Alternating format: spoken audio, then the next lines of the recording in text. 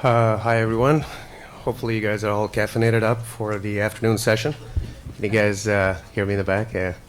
Somebody in the back just told me that, wow, I can't believe a lot of conversations around CCPs. And so on that, I was thinking, okay, you know what? They're in this audience, it's mostly around risk management. And I will talk a few minutes around CCPs, especially derivative CCPs, the evolution of how they got into this space, especially around the OTC Clearing framework.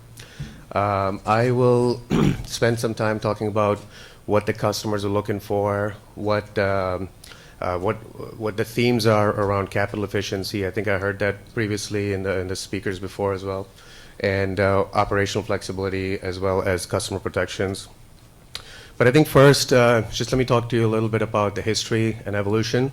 Previously, say 10 years ago, most of the CCPs were, not a lot of people really talked about clearinghouses, and if they did, it was in the context of providing clearing services or back office operations for futures and options, or, well, back then there was OTC clearing, but it was only in certain markets like the commodity markets after Enron, and or the dealer-to-dealer market, for example, for interest rate swap clearing.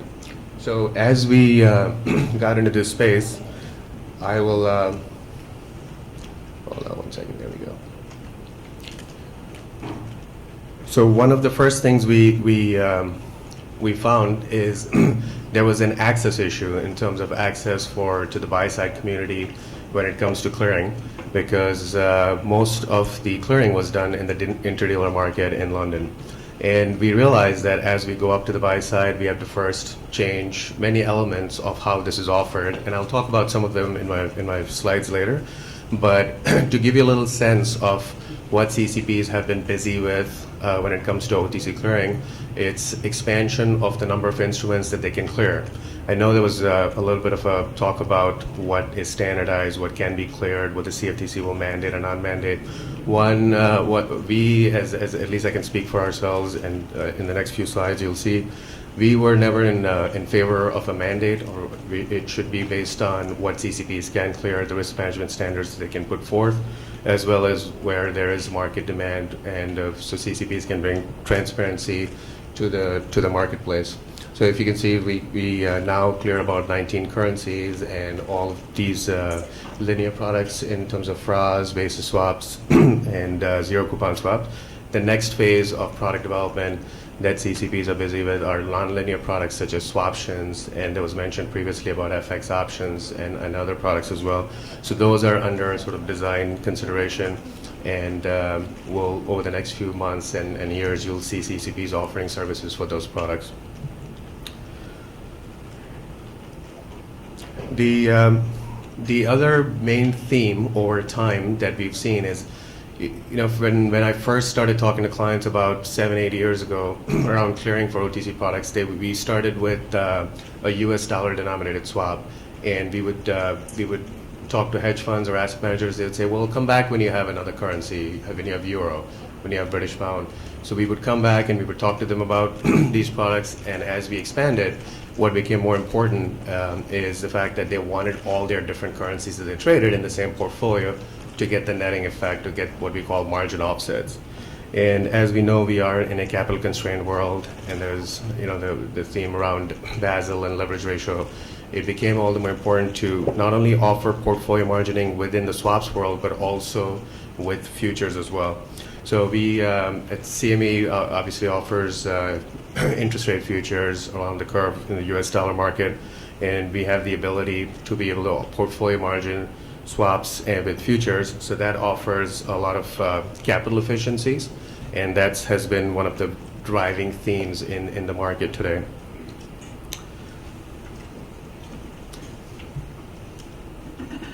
The other question we get is around, I think this term might have been overused for the last few years, it's around futureization.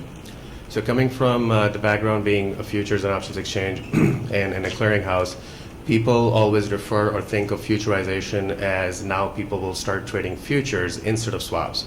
So we don't think of it that way. We actually think the OTC market does have a lot of innovation. It does provide a lot of new types of instruments in the marketplace, new ways to manage risk. And the futures market and the OTC market are very complementary. They work together very well. However, there are innovative products in the futures market, such as swap futures. We have a product called deliverable swap futures, there's Eris futures, and then there's some in Europe as well. Those instruments basically provide a more capital efficient way of managing your exposure in the rates market, to the extent if your portfolio allows to do so. The theme generally is to be able to offer multiple products that give clients a choice. So if it's futures, if it's swap futures, or if it's OTC swaps, so clients should be able to have a choice of how they want to trade and what they want to clear, and most importantly, should have a capital efficient way of doing so.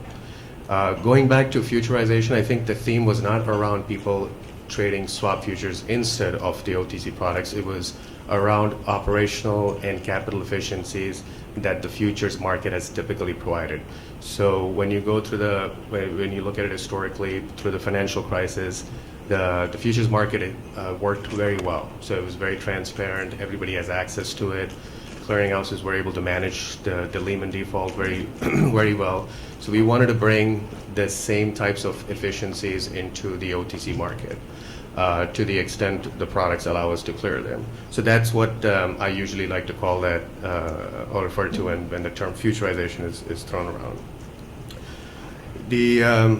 This here is just a little snapshot of the types of margin efficiencies that these types of innovative products that can bring to the client base. And again, this is a choice. We've seen some type of a little bit of an uptick in our deliverable swap futures, as well as other people's products as well in the marketplace. But we think that there's an evolution that'll take place over time where people will have a choice to access any of these products. Keeping on the theme of the changes over time, the types of collateral that clearinghouses accept from clearing members and clearing members from clients, it's very important for clients that we always evaluate different types of collateral that we accept from our clearing members.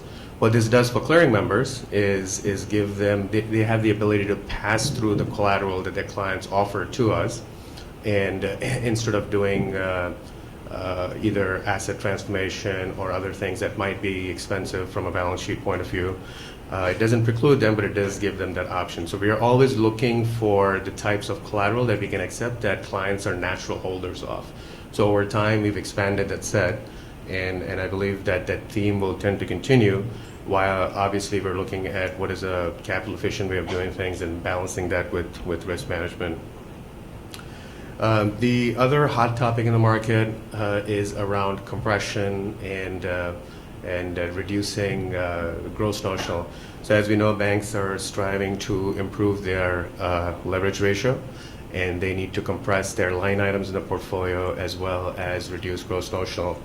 And there are multiple types of tools and services that are being offered out there.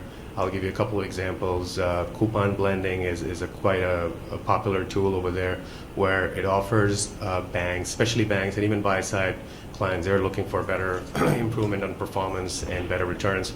They're running these coupon blending exercises quite commonly, and we're seeing trillions of dollars of notional being reduced while keeping the cash flows intact. So there's unilateral offering, there's a multilateral compression offering through other vendors in the market that offer the multiple banks the ability to compress and net across each other at CCPs.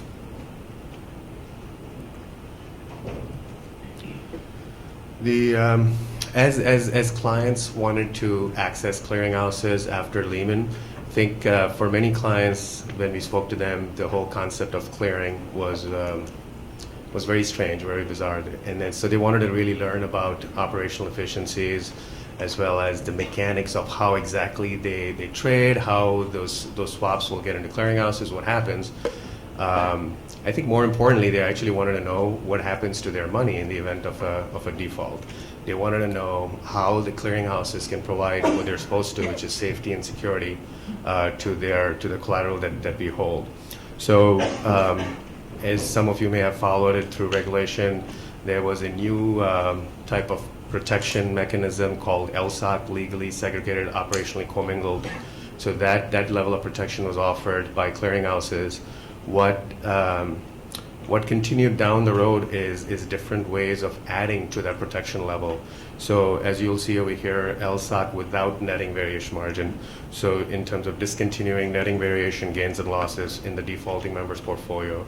Others are LSOC with excess, essentially allowing the clients to keep their excess collateral at clearinghouses while offering the same protection from a collateral value point of view.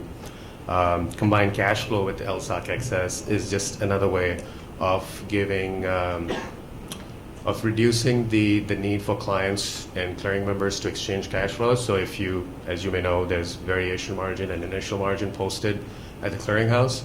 If you have excess initial margin, it could be used for your variation margin needs, thus reducing or eliminating the need for unnecessary exchange of cash flows.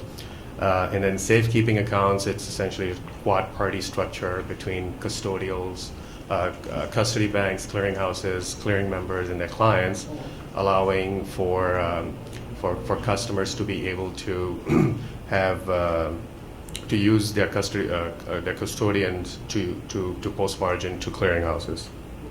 So generally the theme is around adding or enhancing different levels of customer protection. So these give you just some of the few examples. Here, I just want to talk a little bit about where this started. Maybe, and I can't even remember, this was 4 or 5 years ago. There was something around what we call certainty of clearing. Very important to the buy-side community when they realize that, okay, if I execute my trade with a counterparty, especially as SFs and others came around, I want to be able to know if my trade cleared right away. So what we worked on is for the ability for clearinghouses to be able to provide a real-time clearing answer to the clients. This way, it mitigates any counterparty credit risk from an uncleared point of view.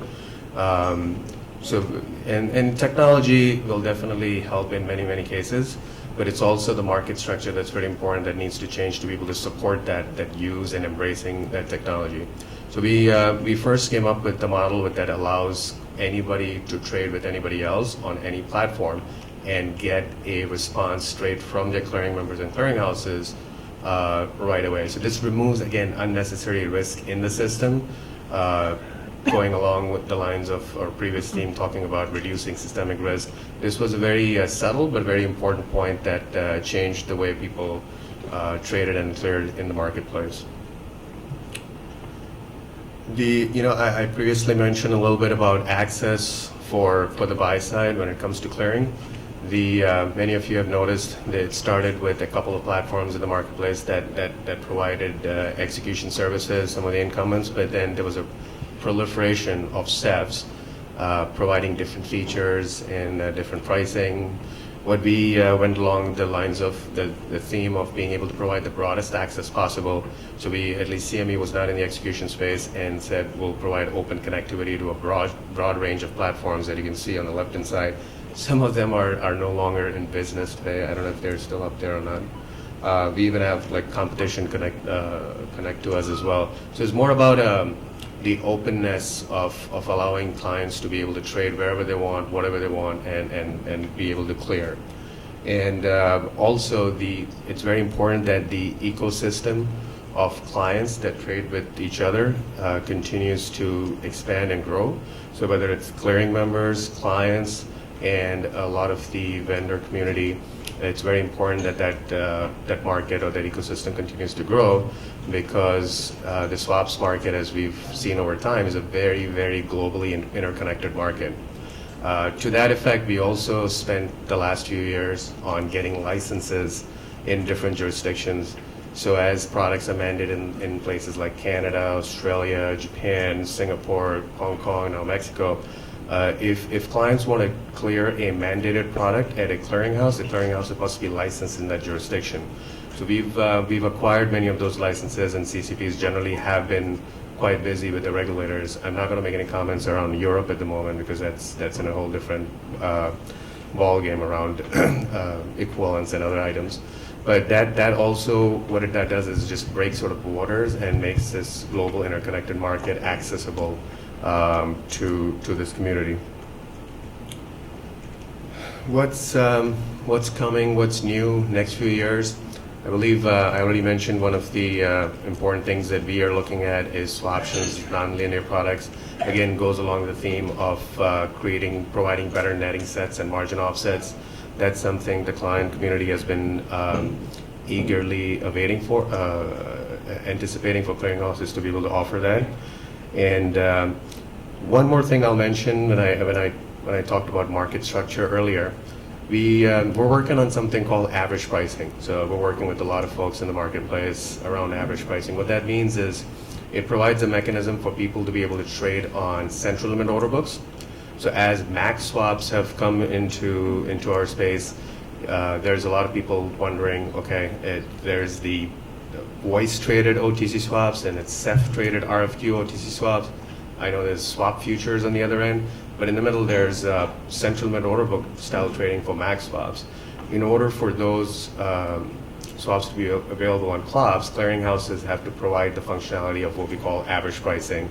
It essentially allows clients to be able to trade in different sizes, average up their price, and then again disseminate into their underlying accounts.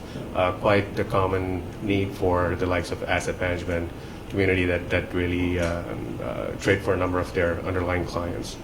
And so I think that's one example of the next evolution or next stage that we'll see that might change this market. A couple things. I heard the comments earlier or the question about uncleared market.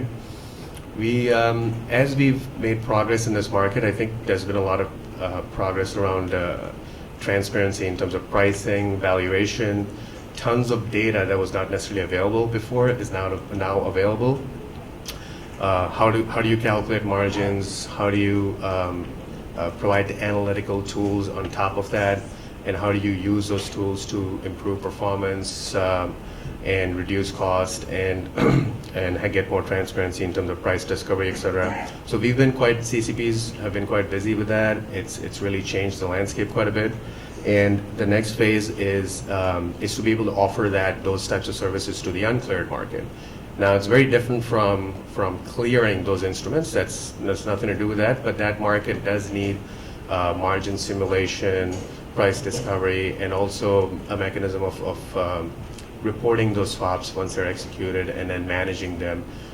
What a CCP does today for the cleared market, many of those services would be and could be utilized for the uncleared margin or marketplace as well. So that's something we're working on with the market in terms of providing tools and efficiencies to that market. And then finally, I think I haven't been in a meeting or a conference where the term blockchain has not been brought up. So I have to bring that up and say that that is probably a white hot topic today in terms of clearinghouses, more so in cash clearinghouses for settlement purposes. But the way money is moved or value is transferred and using blockchain technology to be able to do that, we're pretty active in that space.